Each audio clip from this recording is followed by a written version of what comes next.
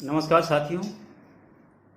आज हम प्रेमचंद की उन गिनी चुनी कहानियों में से जो प्रसिद्ध हैं, एक कहानी को लेते हैं, नमक का दरोगा। नमक का दरोगा उस समय की कहानी है जब अंग्रेजों का शासनकाल था।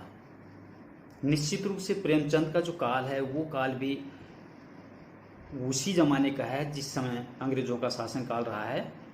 तो उस समय नए नए कानून बनाए जाते थे। उन कानूनों को अंग्रेजी शासक, अंग्रेजी हुकूमत अमल में लाती थी। यहाँ प्रेमचंद ने एक ऐसी समस्या को उठाया है जो उस समय तो तत्कालीन थी, शायद एक जन सामान्य सी समस्या थी उस जमाने में, लेकिन वो धीरे धीरे जाकर के बहुत बड़ी हो गई। ये कहानी एक मध्यम परिवार से शुरू होती है। मध्यम परिवार वो जमाना था जो अरबी और फारसी पढ़ करके लोग बड़े बड़े ओहदों पे पहुंचे करते थे। और अरबी और फारसी का चलन है क्योंकि मुसलमानी हुकूमत का ख़त्म होना और अंग्रेजी हुकूमत का आना, वो उनका जो शब्द था, उनकी जो व्याकरण थी, वो व्याकरण कहीं न कहीं जनमानस के अंदर मौजूद थी। और अरबी और फारसी और उर्दू पढ़ना उस ज़माने में एक बहुत बड़ी बात मानी जाती थी। बहुत बड़ा आदमी की श्रेणी में उन्हें माना जा सकता था। तो ये एक मध्यम परिवार की कहानी है। एक मध्यम परिवार से शुरू होती है जहाँ से मुंशी वंशीधर निकल करके आते हैं। वो श्री प्रहाद, लैला मजनू, तरह तरह की जो प्रेम समसामयिक की जो कहानियाँ थी उनको पढ़ते थे। इसलिए पढ़ते थे कि इनके बलबूते पर वो एक अच्छे पद पर आसीन हो जाएं। पढ़ते पढ़ते एक दिन अंग्रेजों ने एक नया कानून लेकर के आए और वो नया कानून था नमक का। नमक विभाग का नया पद उन्होंने आवंटित किया और उस पद के तहत अंग्रेजों ने नमक पर लगान शुरू कर दिया, टैक्स शुरू कर दिया। अब नया विभाग होने के कारण निश्चित रूप से उनमें भर्ती होनी थी और मुंशी वंशीधर को मौका मिला कि उस पद पर वो आसीन हो गए। ये एक ऐसा मलाईदार पद था जहां पर जो तनख्वाह, तो वेतन तो उनका मिलता था, लेकिन वेतन के अलावा ऊपरी जो कमाई थी वो ऊपरी कमाई तनख्वाह से कहीं ज़्यादा बढ़कर थी। तो हर आदमी की ये लालसा रहती थी कि इस पद पर मैं पहुंचूं, और सौभाग्य से मुंशी बंशीधर को वो पद मिलता है। अपने पिता से आशीर्वाद लेकर के वो ड्यूटी के लिए प्रस्थान करते हैं। और जब वो ड्यूटी के लिए जाते हैं तो अपने पिता का जब वो आशीर्वाद लेते हैं तो वो उन्हें क्या सीख देते हैं, मैं उद्धृत करना चाहूंगा। उनके पिता एक अनुभवी पुरुष थे। समझाने लगे, बेटा, घर की दुर्दशा देख रहे हो, ऋण के बोझ से दबे हुए हैं। लड़कियां हैं वह घास फूस की तरह बढ़ती चली जा रही है।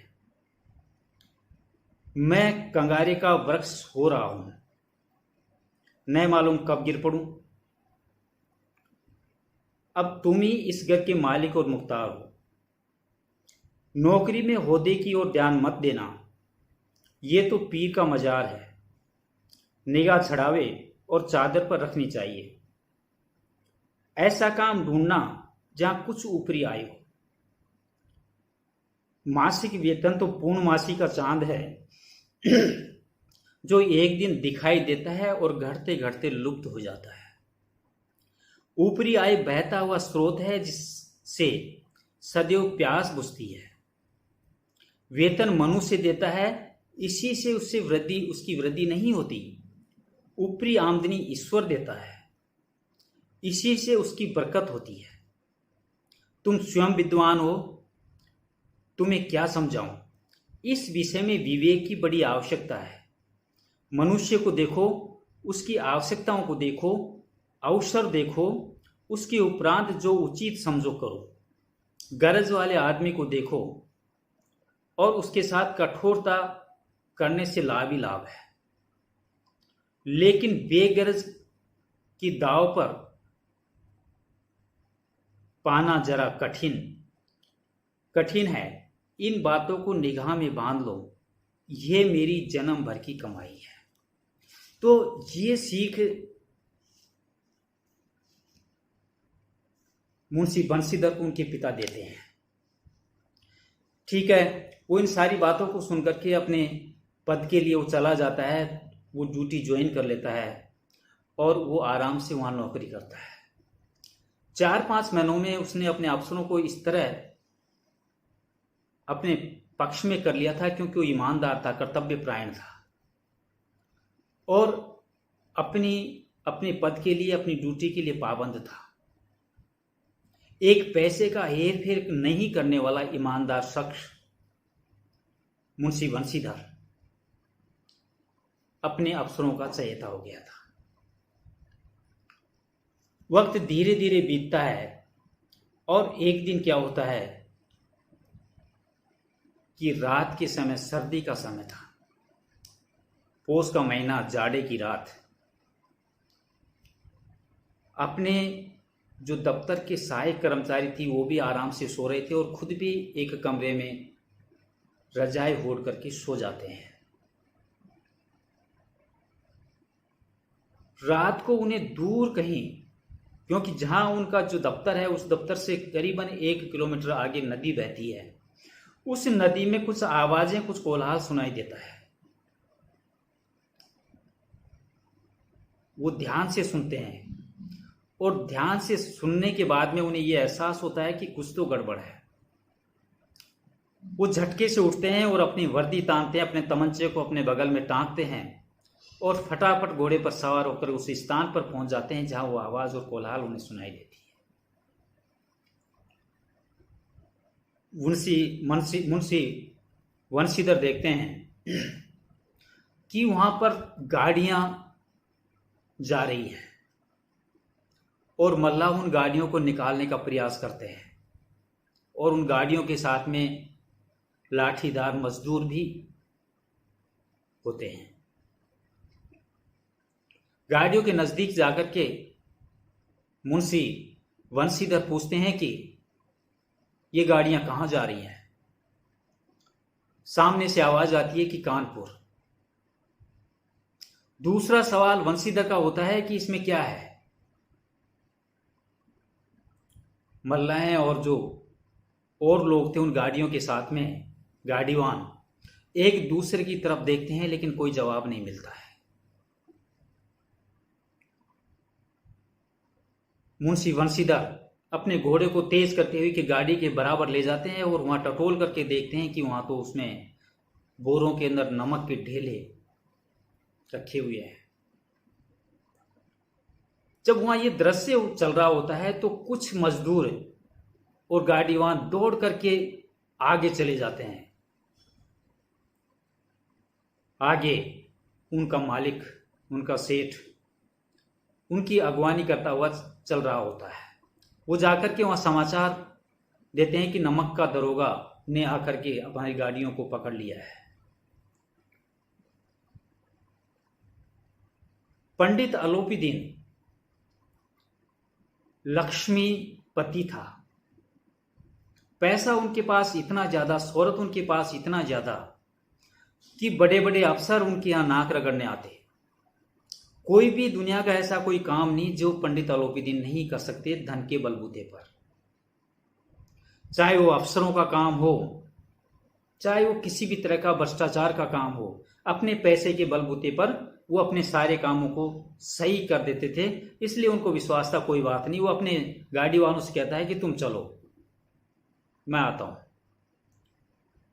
एक पान का बीड़ा मुंह में लगाते हैं और अपनी गाड़ी को घुमा करके उसी जगह चले आते हैं जहां दरोगा साहब खड़े हैं। पंडित अलोपीदीन पैसे वाला भी है और वाचाल प्रवृत्ति का भी है। समय और मौके की नजाकत देख करके अपने सुर को बदल लेता है वो हाथ जोड़ करके दरोगा मुंशी बंशीधर के सामने आकर के खड़ा हो जाता है और कहता है कि मालिक कैसे पधारे। मैं तो स्वयं ही इस मंदिर के पुजारी को, देवता को प्रसाद चढ़ाने के लिए खुद ही आ जाता है, आपने क्यों तकलीफ की।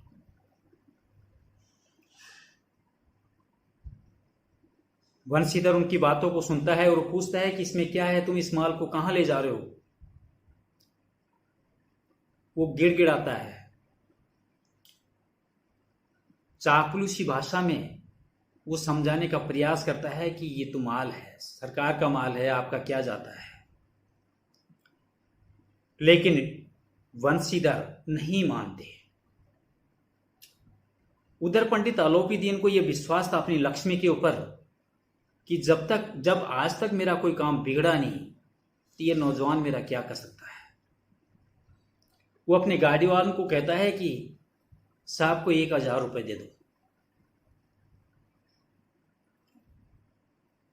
मुंशी बंशीधर नाराज हो जाता है, क्रोधित हो जाता है, गुस्से में हो जाता है और वो कहता है कि 1000 क्या 1 लाख में भी मैं अपने पद से डिग नहीं सकता, अपने कर्तव्य से डिग नहीं सकता। बहुत मिन्नतें करता है पंडित आलोपीदीन और मिन्नतें करते करते 1 से 5, 5 से 10, 10 से 20 और 20 से 40 हजार तक वो पहुंच जाता है। और अंत में दरोगा मुंशी बंशीधर कहता है कि 40,000 क्या, अगर तुम 40 लाख भी दो तो मैं अपने ईमान को नहीं बेच सकता। वो अपने सिपाही बदलू सिंह को आदेश देते हैं कि तुरंत इन्हें गिरफ्तार कर लिया जाए, हथकड़ी पहना दी जाए, ये मेरा आदेश है। पंडित आलोपीदीन के पैरों के नीचे से धूल निकल जाती है। उन्हें इस बात का अंदाजा नहीं था कि क्या मेरे साथ ये हो भी सकता है। मुंशी प्रेमचंद कहते हैं कि लोग दिन निकलने से पहले लोगों के कान जग जाते हैं। चारों तरफ यह हाहाकार हो जाता है कि पंडित आलोपीदीन को गिरफ्तार कर लिया गया। उनके काले करतूतों से सब परिचित हैं, सब जानते हैं, लेकिन सब ये भी जानते हैं कि वो धन का मालिक है और धन के मालिक से वो किसी भी गलत कार्य को वो सही कार्य भी करवा लेता है। इसलिए वो गिरफ्तार हो कैसे गए। मेलों में जितनी भीड़ नहीं होती, इतनी ज्यादा भीड़ उस समय हो जाती है जब हाथों में हथकड़ी लगाए दरोगा मुंशी बंशीधर पंडित आलोपीदीन को कोर्ट की तरफ ले जाते हैं। जैसे ही वो कोर्ट के दरवाजे, कचहरी के दरवाजे पे पहुंचते हैं तो वहां के वकील, वहां के व्यवसायी, वहां के प्रशासनिक अफसर, वहां के नौकर चाकर भगते भगते पंडित आलोपीदीन के पैरों में गिर जाते हैं कि महाराज ये क्या हुआ। एक से बढ़कर एक वकील आलोपीदीन का केस लड़ने के लिए तैयार हो जाता है। एक तरफ तो धन और उस धन के साथ में पूरा समाज, और दूसरी तरफ मुंशी बंशीधर जो अकेला सत्य को अपने साथ में लिए हुए अडिग है। लेकिन उस धन की आड़ में जो गवाह थे बंशीधर के, वो भी डगमगाने लग जाते हैं। कचहरी लगाई जाती है, बहस होती है और बहस होने के बाद में फैसला सुनाया जाता है और वो फैसला पंडित आलोपीदीन की जीत हो जाती है।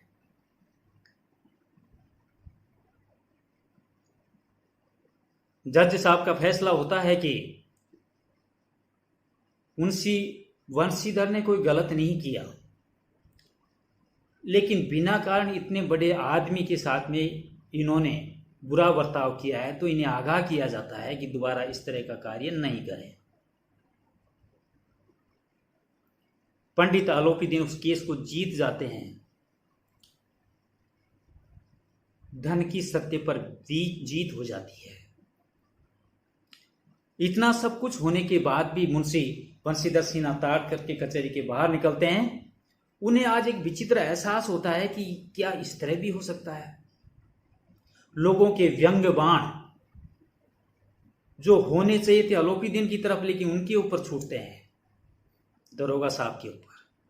लोग तरह तरह के लांछन लगाते हैं उनके ऊपर, और उस सत्य का प्रसाद उन्हें एक सप्ताह में 7 दिन में मिल जाता है कि उन्हें उस पद से दरख्वास्त कर दिया जाता है।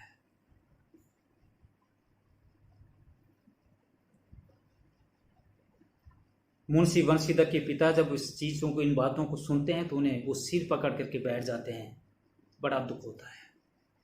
दरख्वास्त होने के बाद में वो अपने घर चले जाते हैं, और घर जाने पर उनके पिता उन्हें कहते हैं कि मैंने तुम्हें लाख समझाया था, मैंने तुम्हें अच्छी और बुरी बात समझाई थी, लेकिन तुमने अपनी बात नहीं मानी और अपने आप को हरिश्चंद्र तुम बनाना चाहते थे, तो बन गए हरिश्चंद्र। दरोगा मुंशी बंशीधर के पास सुनने के अलावा कोई रास्ता नहीं था।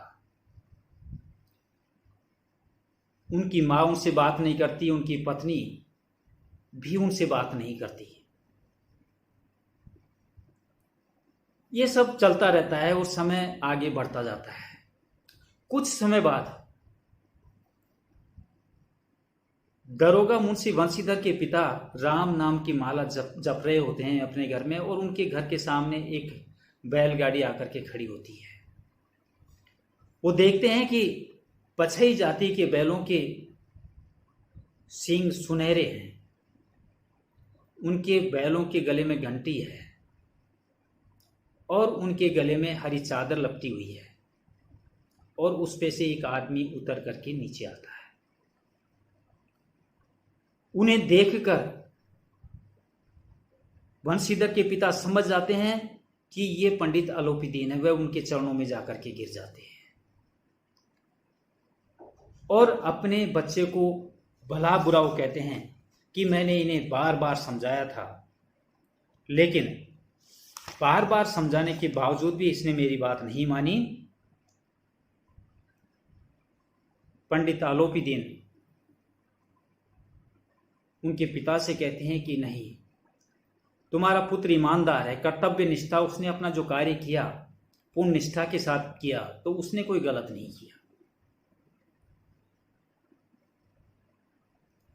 मुंशी जी के पिता उन्हें घर के अंदर लेके आते हैं और बंशीधर को बुलाते हैं। बंशीधर सोचता है कि ये मुझे चिढ़ाने के लिए यहां पर आए हैं।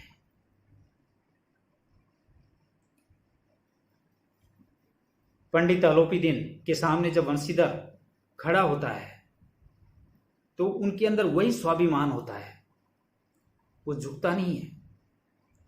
पंडित आलोपीदीन उन्हें कहते हैं कि मैं आज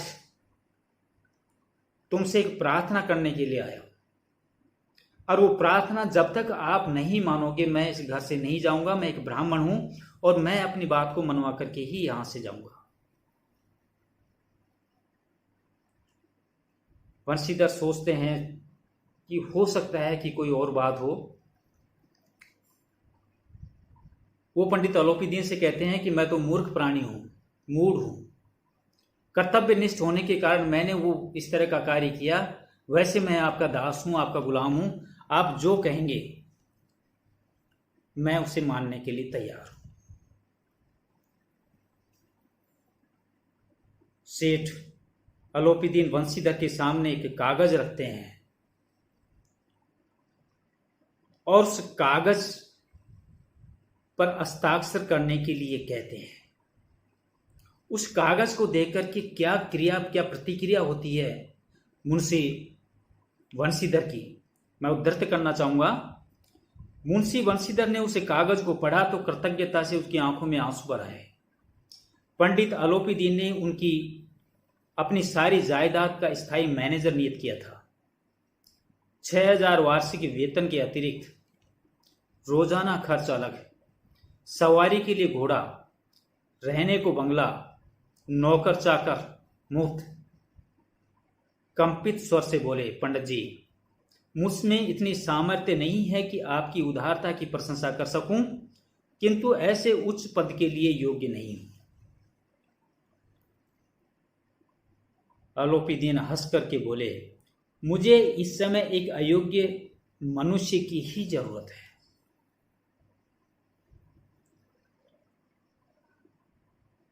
यहां पर पंडित आलोपी दीन का हृदय परिवर्तन हो जाता है और वो कायल हो जाते हैं कर्तव्य परायणता, ईमानदारी के प्रति मुंशी बंशीधर की। वो कहते हैं कि मैंने हजारों अमीरजादे देखे हैं, मैंने हजारों प्रशासनिक लोग देखे हैं, मैंने हजारों लोगों का मेरा पाला पड़ा है, लेकिन ऐसा ईमानदार और कर्मनिष्ठ व्यक्ति मैंने आज तक नहीं देखा। और उस ईमानदारी से कायल होकर के वो उन्हें अपनी संपूर्ण जायदाद का मैनेजर नियुक्त करने के लिए वो यहां पर आए हैं।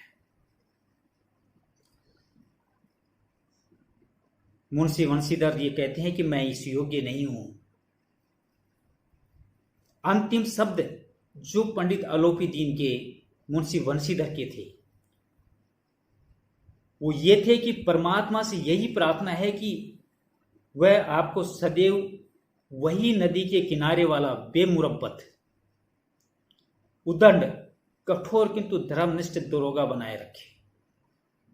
वो ये चाहते हैं कि जिस तरह मुझे अपने आप को घमंड था लक्ष्मी के ऊपर, उस लक्ष्मी के कारण मैं अच्छों को झुकाने की क्षमता रखता था और तुम एक अड़ीक होकर के मेरे सामने डटे रहे, मुझे तुमने झुकाया, मैं तुम्हारी उस ईमानदारी का कायल हूं।